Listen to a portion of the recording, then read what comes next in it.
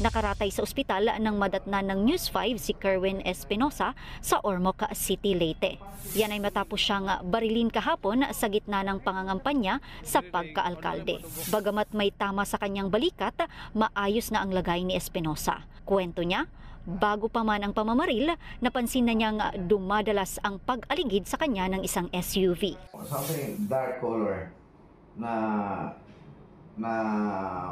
umaaligid-aligid kung saan ako.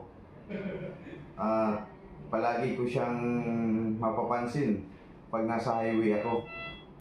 Ayon kay Espinosa, isang putok lang ang kanyang narinig na posibleng sniper ang tumira. Pagputok, umano talaga ako. Tumayo agad ako. Hinanap ko ang aking kapatid, si Vice Mayor.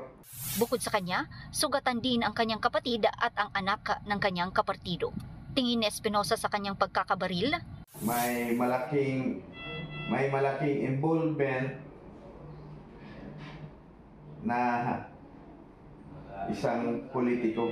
Nang ma-discharge ngayong araw, nag-presscon agad si Espinosa. Dito niya isiniwalat na pulis ang umano'y sangkot sa pagbaril sa kanya. Panawagan naman niya, Mahal na Pangulo, sana dinggin nyo kami na paimbestigahan talaga itong mga pulis na to at ang pangyayari na pamamaril sa akin dito sa lungsod ng Albuera. Inasahan namin, sir, na patas ang iyong pang-gobyerno.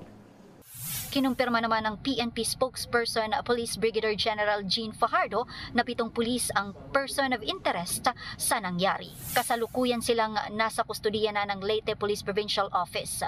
Sinasabing naabutan ang mga pulis sa compound kung saan pumasok ang SUV mula sa pinangyarihan ng pangmamaril. Tinitignan natin yung posibleng kinalaman po nitong 7 pulis po. At kung isa po doon sa 7 pulis ang namaril po. Kasi may mga nakuha pong mga baril po doon sa isang sasakyan na supposedly ay gagamitin sana na getaway vehicle.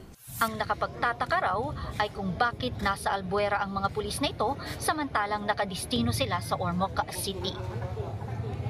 Mga kapatid, Julius Babaw po. Iba na ang may alam at may pakialam sa panahon ngayon. Para sa frontline ng mga balita, mag-follow at mag-subscribe sa social media pages ng News 5.